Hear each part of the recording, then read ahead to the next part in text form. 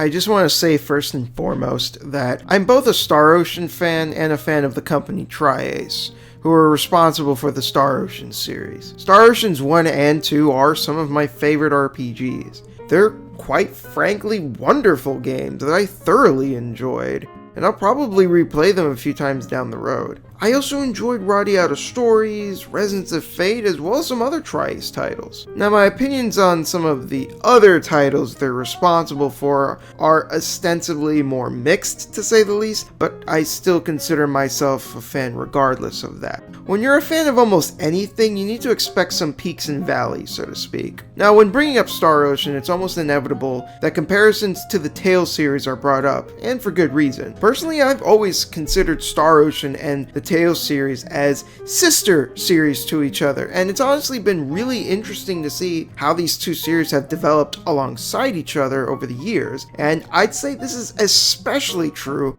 if you're aware of the storied history behind Wolf Team, Namco, and Tri-Ace. I recommend looking up on that if you're not aware of what I'm referring to.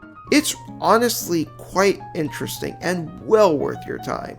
It will definitely give you more appreciation for both series and where they come from. These are two series that really feel like they share a legacy together, which I think is very unique to these two series and just generally unique in its own right. I can't think of any other series that are linked to each other in quite the same way as these two. Something to keep in mind when discussing these two series is that a release in the Star Ocean series is more of an event of sorts compared to the Tales series. Don't get me wrong, that's not any sort of insult aimed at the Tales series. It simply has to do with there being several more games in the Tales series that get released compared to Star Ocean. If you include the spin-off title on Game Boy, Star Ocean only has 6 games total, while there's dozens of Tales games, both in the main series as well as the spin-offs. If the Tales series represented incremental improvement per entry, by comparison Star Ocean represents a giant leap of progress per entry. Or at least that's how it's supposed to be, and depending on who you ask, the series hasn't been doing that for quite a while now. This really unfortunately leads me into how Star Ocean 5 bafflingly feels like a tremendous step back in several areas when compared to not only its predecessors, but when compared to the progress that has been made in the Tales series. First, let's tackle the story and characters. Now, for those concerned, I won't be revealing any major spoilers. At most, just some minor stuff that doesn't really matter in the grand scheme of things, so you can rest easy.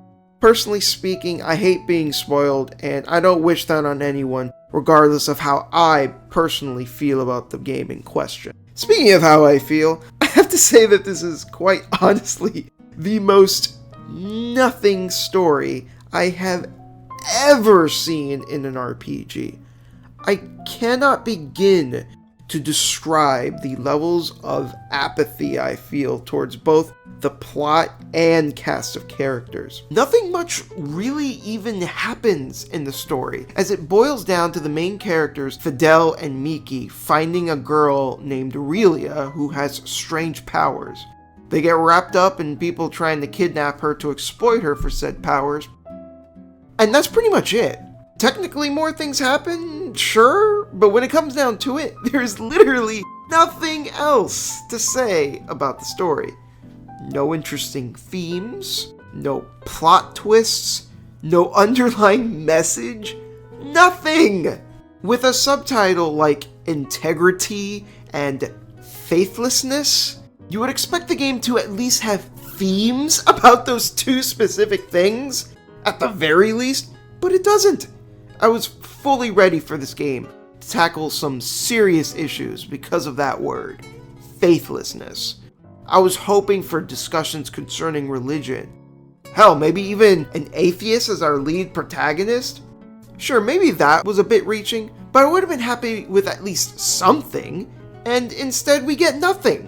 It could have even been possible for the word integrity to be used in relation to morality, which would have made sense if the game took religion seriously as a topic.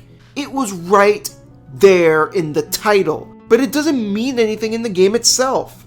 The subtitles in the other games, however, actually made sense. Second Story is obvious because it's a direct sequel to the first game. Hell, even Second Evolution, which is a port of Second Story, makes sense because it's an evolution compared to the original version because they did change a few things and made some improvements. Till the End of Time was called that because if the characters didn't defeat the villain, it would have literally been the end of time. And Last Hope was referencing how the main characters were literally the last hope for humanity in finding a usable planet for the species, as well as them being the last hope for saving the universe from the final boss. I cannot tell you at all what integrity and faithlessness is supposed to mean. Despite that subtitle being pretty heavy-handed, at the same time, it held a lot of potential and could have served as the base for addressing some really interesting subject matter. Stuff that normally doesn't get talked about, but sadly, nothing even remotely related or interesting occurs. Now, in the interest of fairness, I could have forgiven this if the game's cast of characters picked up the slack, because great characters can easily save a weak story. While I do think that's based on preference on a certain level, at the same time, if you have characters that are interesting, entertaining, deep, or complex, the weaknesses of the story are easier to overlook. Unfortunately, these characters are literally none of those things. I hesitate to really even call them characters because they're so lacking in defining characteristics. There was so little attempt to flesh out or characterize them in any significant way that they all just come across as hollow puppets just spouting boring expositional dialogue to move forward our nothing plot. The only one in the entire game, and I wish that was hyperbole, that I would say actually felt like a genuine character was Emerson. Emerson is the captain of the spaceship Charles D. Gaulle that the party uses in the game. And he's honestly a pretty cool and even kind of charismatic guy. He enjoys his booze and flirting with the ladies, but these comes across as acts of showboating in order to hide his more genuine thoughts and feelings, where he proves himself to be a good and honorable person deep down. Now, even with this in mind, I want to make it clear that there's really nothing all that special about him. And honestly, I really think that his character could have been taken even further to really make him a compelling character. And because of this, I can really only call him a decent character at best in his current state. But he's still, by far, the best character in the game, which is incredibly sad if you think about it. If the best character is only decent, it speaks volumes of how poorly handled everyone else is. It's not just that though, what's even worse about Emerson being such a standout character is that he feels more like the main character than the main character does. I'm not just simply referring to how Emerson has more of a personality than the protagonist Fidel. I mean, he literally has more relevance and agency in the plot compared to Fidel, who only comes across as at best tangentially connected to the events of the game. Fidel accomplishes very little in regards to the main plot. As such, the little contributions he does make could have easily been rewritten in a way that would render his character completely pointless. In fact, the biggest contribution he makes is simply finding the girl with the strange powers, Relia. Something, as I said, could have easily been rewritten. This could have been overlooked if Fidel was some awesome character that was really badass, or fun, or entertaining, or something. But Fidel has absolutely no defining characteristics. I literally cannot tell you a single thing about his character other than that he's a fucking swordsman. That's it. I'm not messing around either. That's literally all I can say about him. That's not even a personality trait. That's just his title. It's just what he does. Same thing with Victor, one of the party members. His only standout characteristic is that he himself is also a swordsman. What the fuck? He similarly lacks any sense of agency in the story, with only loose justifications for his character to hang around, and is little more than a plot device to help things along and to act as an extra party member for the sake of having another melee character. To be fair, he is voiced by Crispin Freeman, so at the very least, he does sound awesome. So I'll give him that, I suppose. Now, as for the female characters, they fare somewhat better, but not by much. Miki, Anne, Relia, and Fiore are only kind of likable, but they all similarly lack any real defining characteristics. Anne is under the command of Emerson, and her character, like Victor, is merely a plot device that exists solely to work on computers wherever the characters are up against that kind of obstacle. The only things I can really say about her is that she's very by the books, and she enjoys cute things, which makes her somewhat endearing, but only somewhat, and is otherwise a fairly pointless character. Fiore is a mage that's also a scholar. Being a scholar, she's portrayed as being extremely intelligent, but is otherwise lacking in a personality. She does like to drink, similar to Emerson, and they even banter about it, which is somewhat amusing at times, but there's nothing else to say about her character.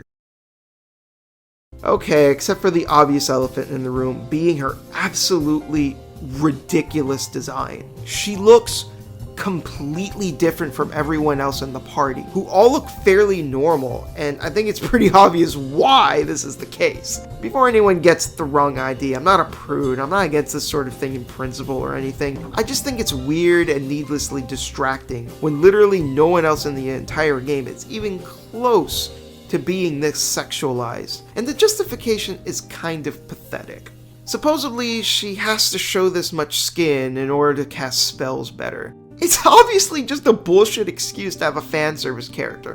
But what's worse, it's not even consistent in the game itself, because Miki, another spellcaster, is very conservatively dressed and casts a lot of the same spells. Hell, even Star Ocean The Last Hope had a character that was clearly made just for fan service by the name of Miria, but at least they didn't try to bullshit us with a dumb excuse. She was just a sexy looking lady just for the sake of it, and that I can respect more than giving us some idiotic plot justification. Moving away from Miss Funbags, let's talk about Miki.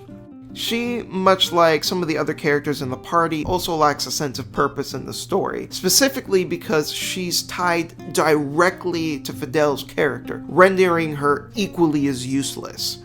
Now, I understand what they were trying to go for with these two, well, technically 3 characters. It's very clear they wanted Fidel and Miki to act as parental figures for Relia. This is made especially obvious when you consider that Fidel and Miki are childhood friends that, of course, are gonna fall in love and get together in the end. I mean, come on. I wouldn't have even minded this tropey kind of setup if the romance was any good, but that's kind of impossible when the characters themselves aren't interesting, as there's no way to get invested. A good romance can only really work if time is spent getting to know the characters, but this game instead clumsily forces them together because it's what's expected of the childhood friend trope. However, more importantly than the romance, the bond that they create with Relia is supposed to be meaningful and add to all of their characters in a significant way, which would have shown a sense of growth between them. This process is supposed to establish an arc that would have developed their characters, and through this, giving meaning and purpose to them in the story. If this worked, it would have fixed my issues with their characters, because even if they don't contribute very much to the specific events of the plot, they would have had a significant effect on Relia herself, who is in fact a central character, and this also would have helped the romance as well. It could have served as a very interesting relationship and character dynamic with these 2 young adults that are acting as parents for this young child, where they're still trying to figure out their own feelings for each other in the process. But it just doesn't fucking happen. So much room for interesting character interactions, stuff we don't really see tackled often in games, and we literally get nothing. Even without this wasted potential in mind, there just isn't enough time and care put into this bond that these characters were supposed to have to make it believable. The game instead just shoves scenes in our faces to make it seem like there's this great bond without actually putting the effort into creating it first. It's like saying you baked a cake, but all you did was buy the box to make it, and you didn't even bother to open the damn box itself. This isn't the only time the game tries to pull off this sort of shit, too. While I won't mention specifics, there are multiple scenes made with the specific intention of having some sort of emotional impact. They all fail in pretty pathetic ways, but it's all tied to the same reason. The game just doesn't give you any build-up to create an emotional connection to anything. It just expects you to care without putting any effort into earning that emotional payoff. Going back to Miki and Fidel, since they also failed spectacularly, their characters come across instead as baggage being lugged around with no real purpose. And for one of those characters to be the main protagonist? That's some incredibly shitty writing. As for Relia herself, as far as child characters go, she's fairly inoffensive. Most of the time, these types of characters are an utter nuisance, but luckily, she's okay. Not a good character by any means, but I didn't hate her either, which is more than I can say for most. It's definitely more than I can say for Limmel from Star Ocean: The Last Hope, who ranks as quite possibly the worst character in the entire series. In some weird way, Relia is a vast improvement, even if it isn't saying much. Let's get away from the characters. The dialogue in this game, I can safely say, is a definite improvement over the downright terrible lines we were subjected to in Star Ocean: The Last Hope.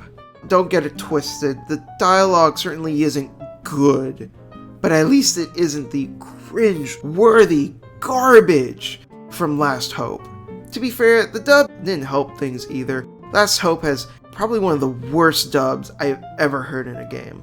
Thankfully, the dub in Star Ocean 5 is at least better than the one in Last Hope, although that isn't saying much either. In my experience, I found the dub to be passable for the most part, but at times it sounded downright terrible. Thankfully, the game does include the original Japanese voices, which is probably the way to go. Now, if you're masochistic enough to want an example of what I'm talking about in terms of both the bad dub and dialogue of Last Hope, go ahead and look up Nappy Time with Edge on YouTube. But don't say I didn't warn you. But I digress. Even if the dialogue is fucking Shakespeare compared to Last Hope, the dialogue still has some glaring issues, and the most notable would be the technobabble.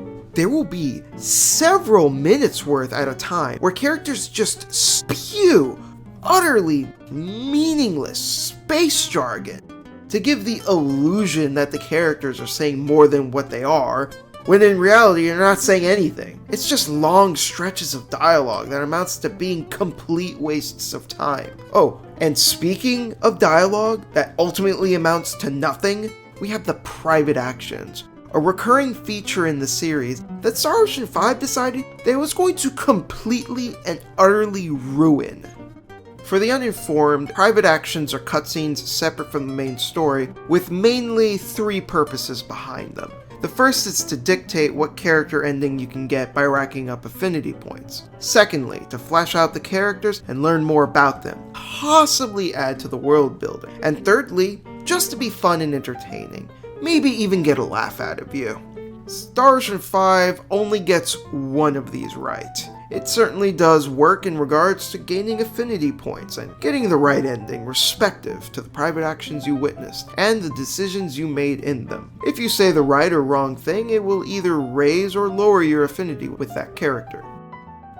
But, as I already alluded to, the game doesn't really deliver on the other two purposes much. Hell, even the way the private actions work is annoying. Okay, to be fair, they've always been kind of annoying in this series, because you had to be at the right place at the right time in order to get the correct private actions, and while the game is more lenient in that regard, they're still pretty badly designed. There are two different types of private actions in this game. They're the ones that you activate in town, and there's the ones that you activate in the field, and both have issues. For the ones in the town, you need to enter a glowing circle, which in turn splits up the party. You then need to run around town to activate the discussions with the characters. Once you're done, you need to return to the circle to gather your party again. A big problem with this is chances are there are still more private actions to witness in that town, but the game won't let you see them until you leave the area and come back. The entire setup is a huge waste of time for no reason, needlessly running around town to find characters, forcing you to leave and come back to see more of them. It comes across as such an archaic way of going about it. It wouldn't have even been so bad if the glowing circle would return right after using it, but the game literally forces you to leave the area to load it back in.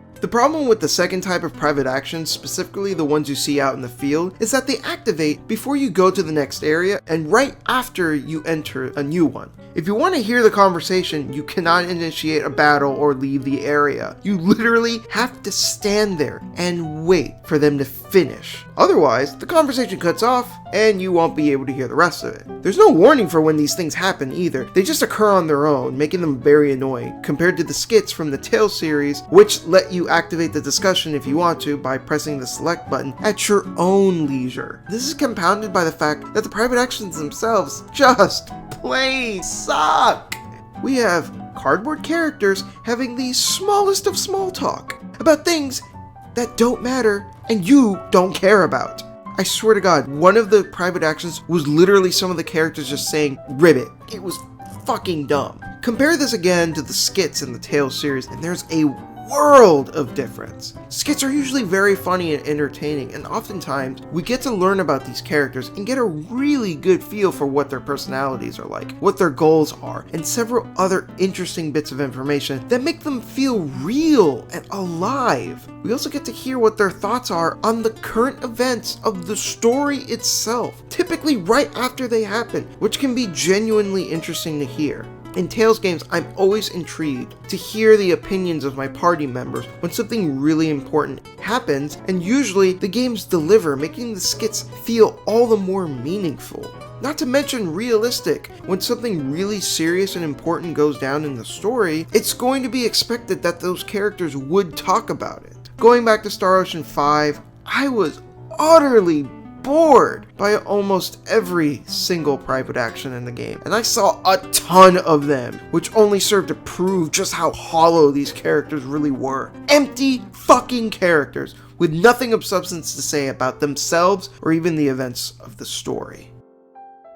I have one more thing to address about the writing before we move on, and that's the villain. I love a good villain.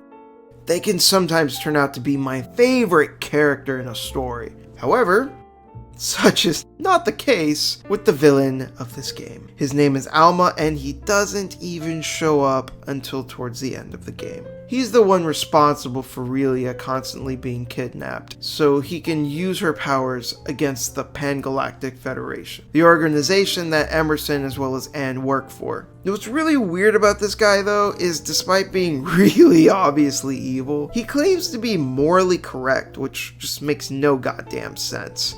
He even condemns one of his lackeys after he deems him to be immoral, and he punishes the guy by fusing him with a plant monster of all things. Not to mention he kidnaps and forces a little girl against her will to use her powers to help him kill people. This is a joke of a villain. He has zero depth, no substance, and even worse, they pretend he does by attempting to throw in some sort of gray morality, but he falls flat on his face when his actions completely contradict what he's saying.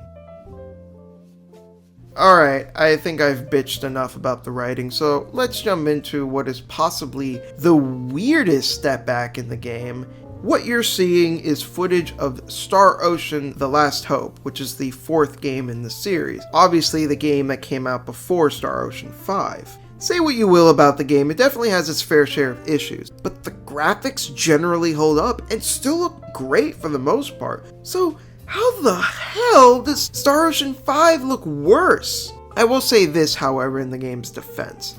The character models in Star Ocean 4 looked very creepy, as they tried to blend together the anime aesthetic with realistic graphics, and the results were disastrous. Star Ocean 5 didn't attempt this and simply made character models that look more anime inspired without the weird realistic edge to it. It's probably the only thing in the game that genuinely looks better than the previous one. Overall though, even when you don't compare it to The Last Hope, the visuals just end up failing to impress. I will at least say that the particle effects for spells and special attacks do look pretty good, but otherwise, this very much feels like a PS3 game that got ported to the PS4. Oh, wait a minute, that's exactly what fucking happened. If the team spent their efforts focusing on simply one console, especially since this was clearly a budget title, we might have gotten a more polished product. Now here's the thing though, if you compare Star Ocean 5's visuals to Tales of Zestiria, I believe there is a clear winner, especially since that game was primarily a PS3 title before getting its PS4 and PC ports sometime after it was finished.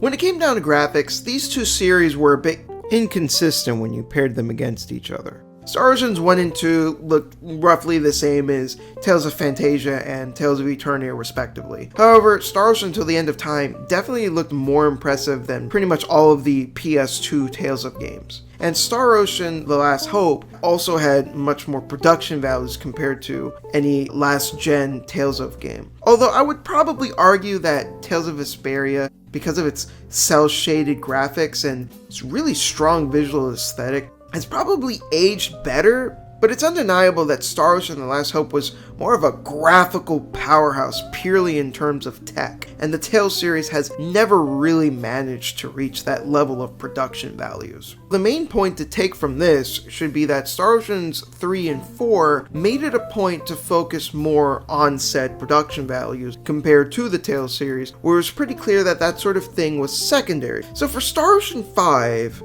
to have less production values compared to the latest Tales game and the previous Star Ocean is undeniably jarring. On this, I think it's more so Square Enix, the publishers, who are at fault for not having enough faith in the project, and it's probably not fair to say that it was the developers' fault, but it's off-putting all the same. One of the most low-budget features in the game, however, has to be how certain cutscenes are presented. Some play out like normal cutscenes, and I guess I don't really have any issue with them, aside from the fact that there's really only a handful of them. The real problem comes from the far more frequent real-time cutscenes. The difference being that these are barely cutscenes at all. They're in fact the equivalent to the dreaded walking sections that have plagued most third-person shooters. Characters are forced to either stand or walk around as they listen to characters speak while not much else goes on. If the dialogue was good, this could have been somewhat excused, but as I already explained, the dialogue really doesn't have much going for it, making these sequences pretty damn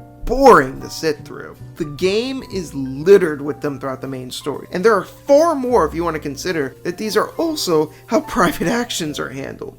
I think this feature should have only been used for private actions, and the game should have had normal cutscenes for the main game. It would have made more sense and give the events of the story at least more of a semblance of meaning to them. Contrast this with more recent Tales games. Even for less important scenes, those games still take the time to fully animate the cutscenes for the main story. This to me is clearly a result of the game's low budget and rushed nature. And yet this is still not the only example of this, as even the audio side of things suffers. So with that said, can anyone tell me how much Motoi Sakuraba is charging nowadays? Yeah, okay, look. I know how facetious that just sounded, but I'm actually being serious. I bring it up because he's the composer, yet they reused his tracks that he composed for the previous games in the series, most notably Star Oceans 3 and 4 and Star Ocean 5. I mean, what was this game's budget that they had to resort to reusing tracks from previous games? I will admit this is in fact a nitpick. I don't actually mind all that much. It's just even more evidence that draws even more attention to how rushed and unfinished this game is.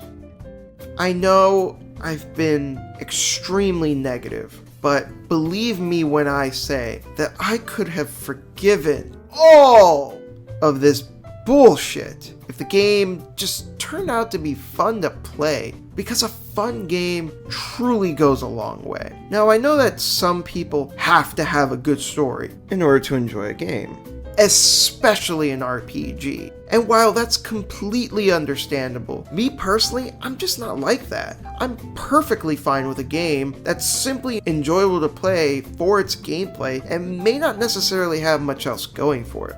So with this in mind, I was ready and willing to give this game the benefit of the doubt with all of its other failings in mind, if it could sell me on its gameplay. So let's see how it fares. I think a lot of RPGs are defined by their worlds.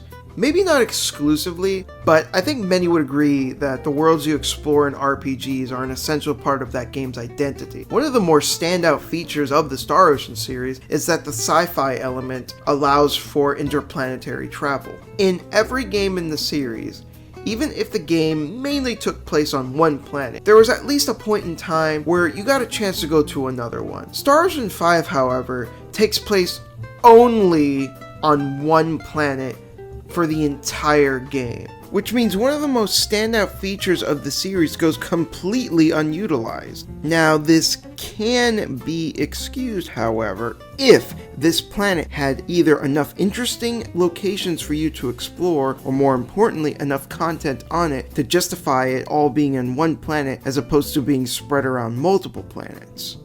And for this to work, the planet needs to be pretty decently sized, at least respective to the planets that we've seen previously in the series. Oh, but what's this? Looks like we're shit out of luck. Shockingly, Star Ocean 3, a PS2 game that came out a decade ago, has a larger game world. Even worse is that this small game world leads into one of the biggest critical flaws of the game, and that is the repetitious amounts of backtracking one must do. I could mention that the game does introduce a fast travel system to mitigate the backtracking. Yes, I could mention that in this game's defense, if it weren't for the fact that this feature isn't unlocked until towards the end of the fucking game. Real cute. The backtracking issue is bad enough when focusing on the main story. However, the issue is amplified by an order of several magnitudes when you take side quests into consideration. Saying nothing yet of the quality of said side quests, the game has over 100 of these damn things. And while not all of them require you to run around all over the place, a good number of them do. With that in mind, you can imagine how agonizing it is when it forces you to see the same environments over and over again. Far more than if you were just exclusively focusing on the main story, which is still pretty bad in its own right. If that wasn't bad enough, the side quests themselves literally fall under two categories 99% of the time. It's either finding items or just fighting enemies, and that's it. There's nothing else. No interesting side stories, no unique areas or special events. Some of them are quite tedious as well, especially the ones that require you to get items that you can only get from enemies with low drop rates, just to add that extra bit of insult and injury with your order of bullshit. Now, if side quests exclusively just gave you money, experience points, skill points, and items, then quite frankly, it'd be much less of a problem because those things are easier to ignore. Those are things that you can get on your own by fighting enemies, and you wouldn't need to bother doing the side quests in order to get them. Unfortunately, the developers respect your time so little that they decided to include 3 other very important benefits from completing quests: skill books, roles, and specialties.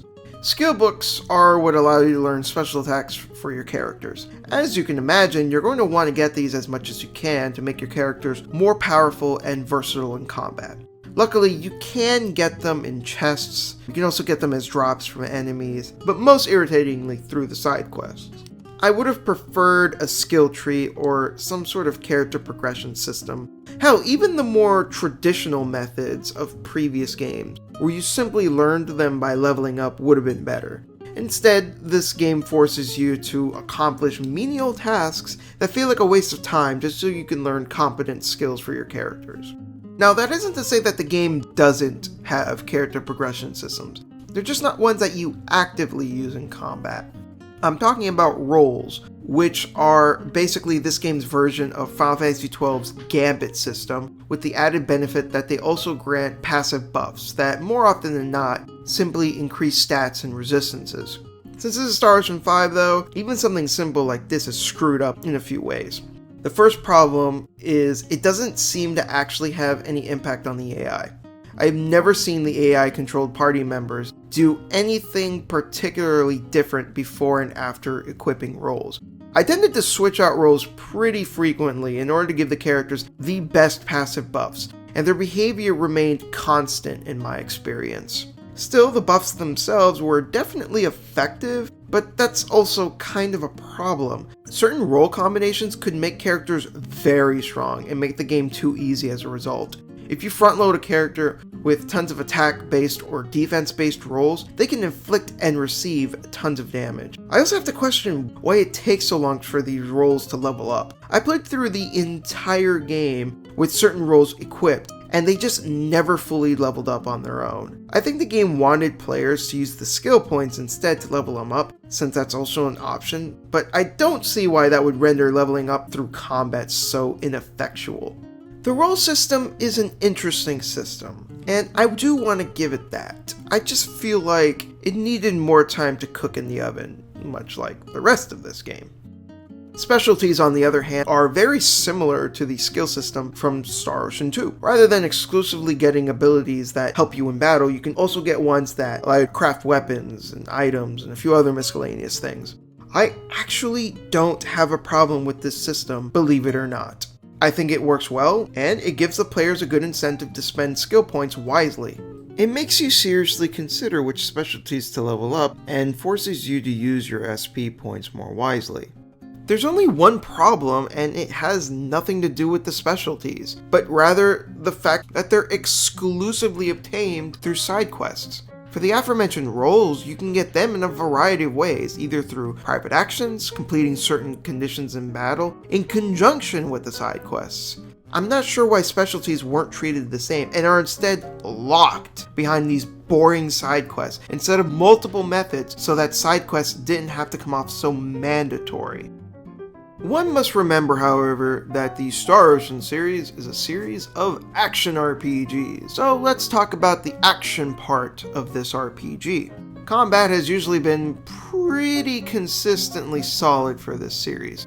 However, when compared to the Tales series, they rarely come close. Tales games have been pretty diligently polishing, refining, and in certain instances even revamping the combat to the point where Star Ocean struggled to catch up. If you compare Tales of Graces F and Tales of Xillia 2, which I believe to be the pinnacles of combat in the Tales series as of this recording, absolutely none of the Star Ocean games come close when it comes to depth, complexity, combo potential, and nuance.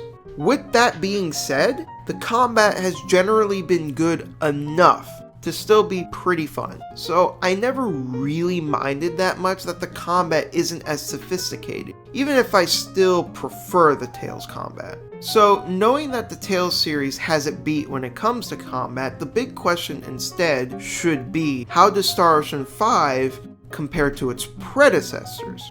Well, right off the bat, I knew something was wrong when I realized that all of your party members have attack animations and special moves that are completely lifted from previous Star Ocean games, namely Star Oceans 3 and 4 yet again. While it is nice to see some attacks from Star Oceans 1 and 2 remade in 3D, unfortunately Fidel otherwise fights exactly like a combination between Fate Lion God and Edge Maverick, and fights like a combination between Cliff Fitter and Mirage Coast, and Victor fights like a combination between Albel Nox and Arumat Thanatos. I don't simply mean that they have similar moves, I mean that every single attack from basic ones to special ones, are almost completely identical. This is fucking unacceptable. I don't mind a few recurring attacks here and there. Hell, almost every Tales game has a character that can use Demon Fang, but there's also plenty of attacks that are unique to those characters as well.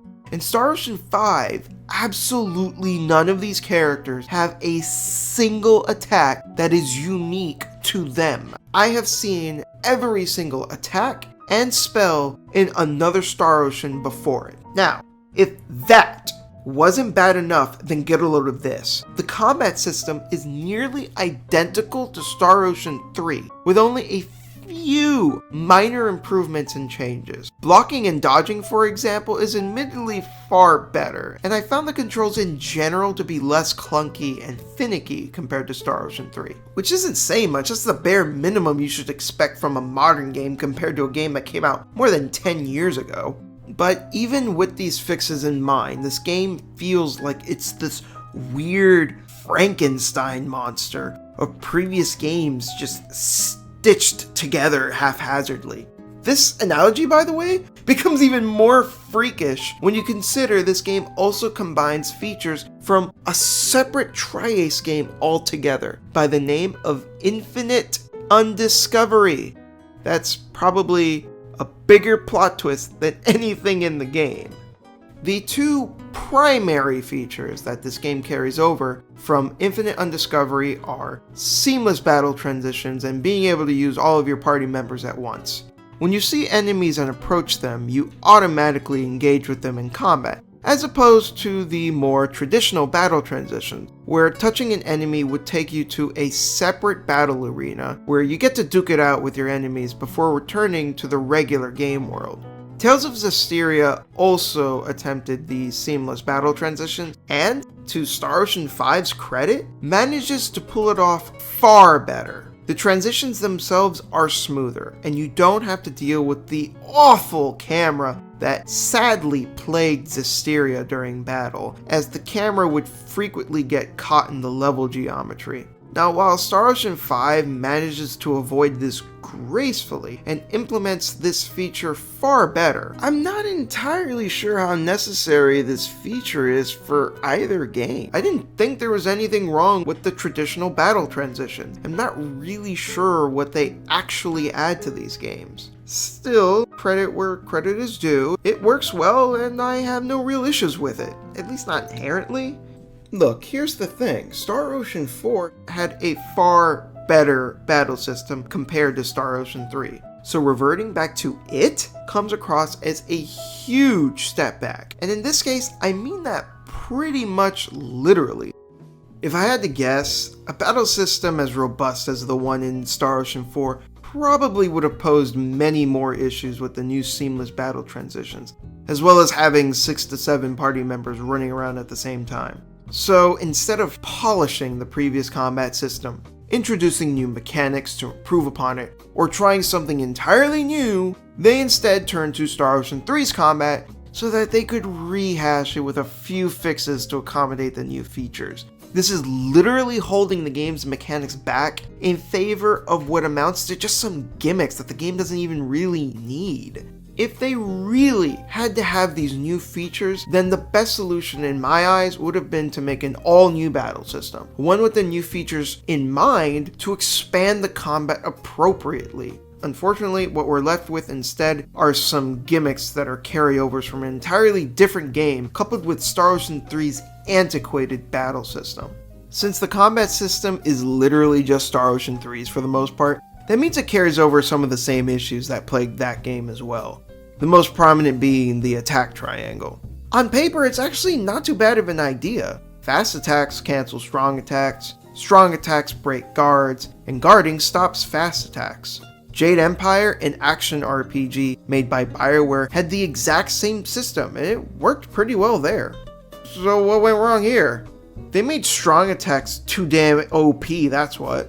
Staggering strong attacks only seems to work before the attack is actually initiated. So during the attack animation, you can't be staggered, which would be fine if this game was better designed. However, here, it pretty much ruins the triangle system altogether for both you and the enemy. If you try to anticipate when an enemy is going to use a strong attack, chances are you're just going to get hit anyways, because there aren't sufficient visual cues for the player to utilize. Technically, the enemies do emit a purple aura. This is supposed to be the tell, but the problem here is the attacks themselves come out way too fast and don't give you enough time to react anyways. This is even worse when you consider how chaotic battles can be with several characters on screen fighting at once. What this means for the player, however, is that the game literally devolves into holding circle to win the game because of the special attacks. When attacking, you can press the X button for weak attacks and the circle button for strong attacks.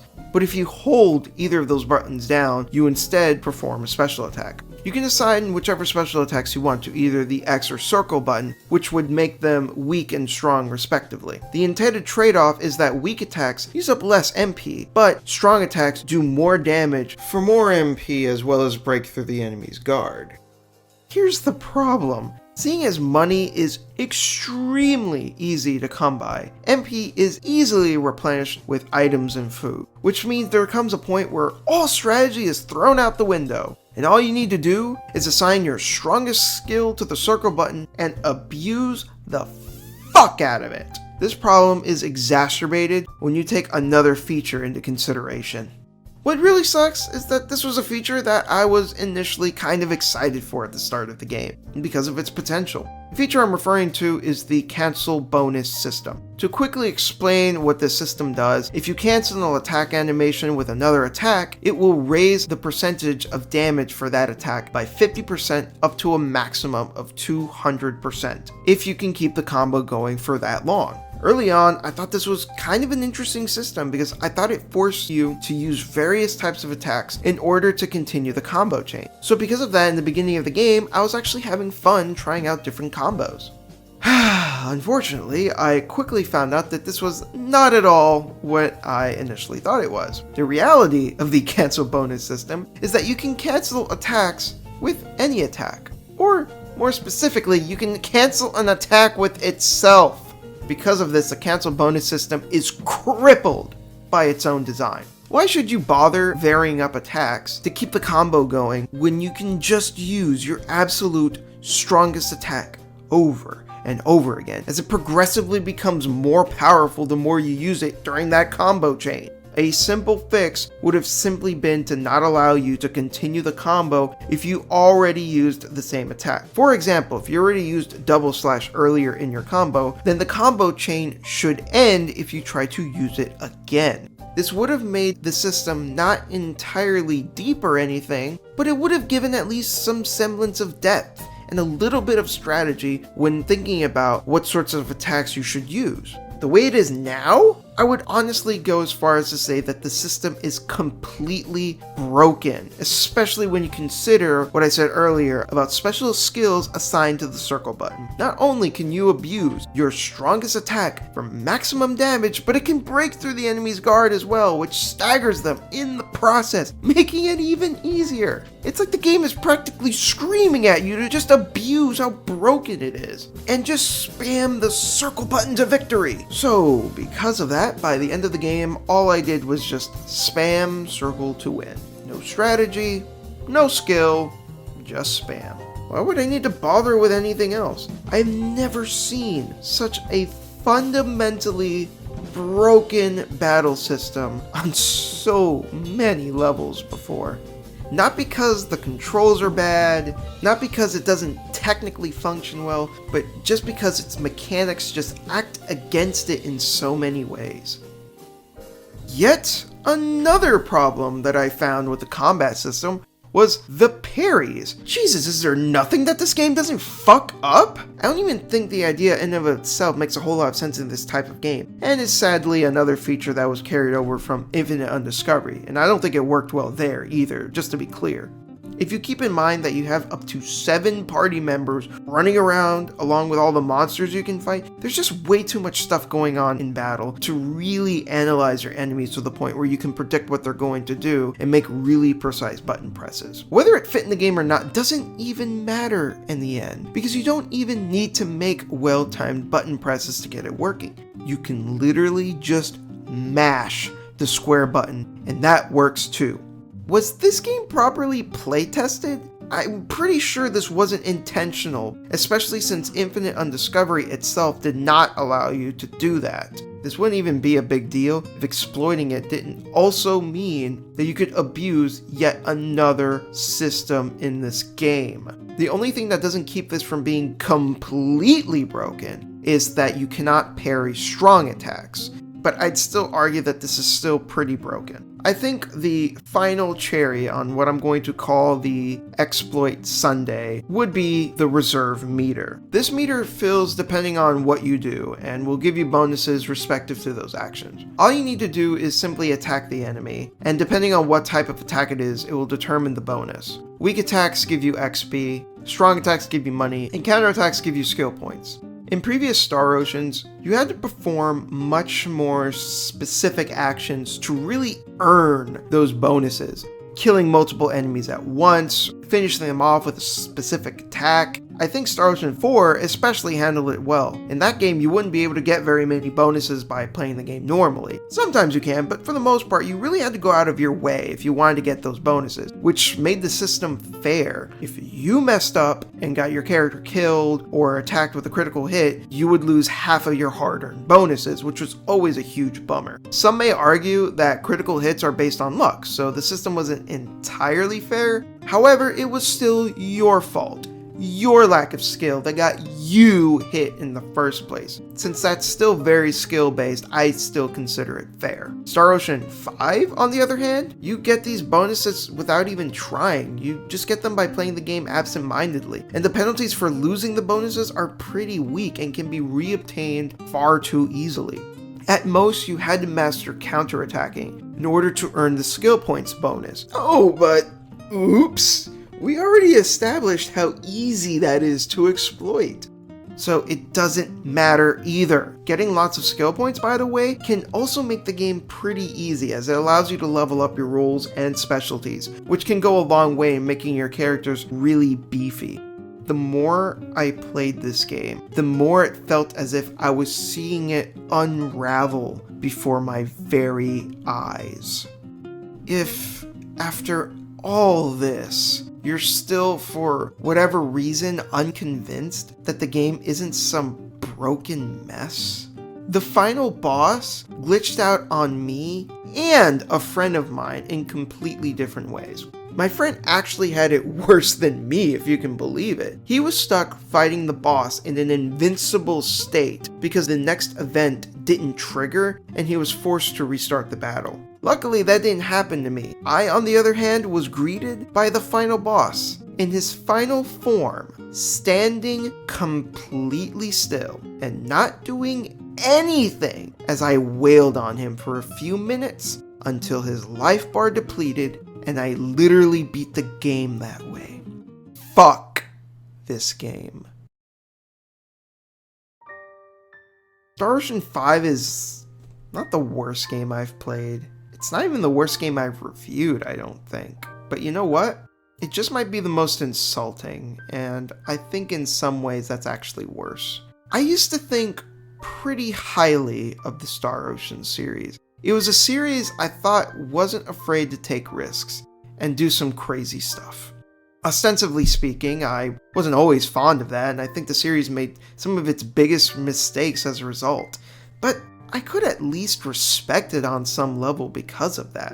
I may hate the infamous plot twist of Star Ocean 3, but on some level, I do have to at least respect the balls to do such a crazy twist like that. Many people were disappointed with Tales of Zestiria, and while I will address that game on its own in a separate video, I do want to say that while that game had its own issues, at least it tried. It tried some new things, and some of it may not have entirely worked, but god damn it, it tried.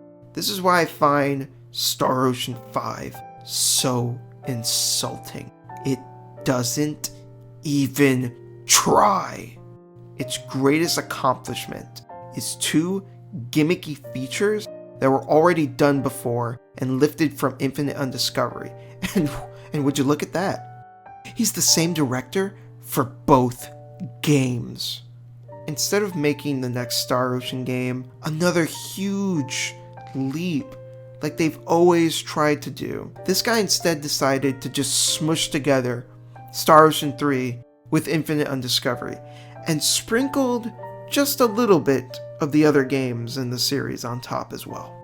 Infinite Undiscovery was a game I wasn't particularly fond of either, but I at least saw some glimmers of potential in it. As weird and kind of shitty as that game was, it also tried. Folks, this has gone on for too long. I think it's time to finally wrap up. In conclusion, Star Ocean, integrity and faithlessness is more than just a disappointment. It's a hollow game in what should have been another celebrated entry in a revered series. A series that used to command some respect, especially when you consider Star Ocean 2 regularly celebrated as one of the greatest JRPGs ever made. It fails to live up to its peers, mainly the Tales series. It fails to live up to its predecessors. And coming from someone who was genuinely looking forward to it, despite some of the red flags that I noticed before the game's release, I also have to consider it a failure. I cannot, in good conscience, recommend this game to my fellow RPG enthusiasts. And believe me when I say that I honestly take no joy in delivering this verdict. I really wanted this game to be good. And you hear that a lot. You hear a lot of people say that. And sometimes when I hear that, and I'm not throwing shade on anyone in particular when I say this, but there are times when I hear that and I kind of feel like it's fake. I'm not being fake. I really wanted this game to be good because I am a fan of this series, especially 1 and 2. I wasn't expecting anything amazing, especially because of some of the red flags, like this game being directed by the guy that did Infinite Undiscovery. But I was at least hoping it would be a fun time. And sure, I did have some fun with it on occasion. But the vast amounts of problems were simply impossible to deny. To the point where I finally got sick of it and started to loathe the experience. This has been Shintai, everyone. Take care.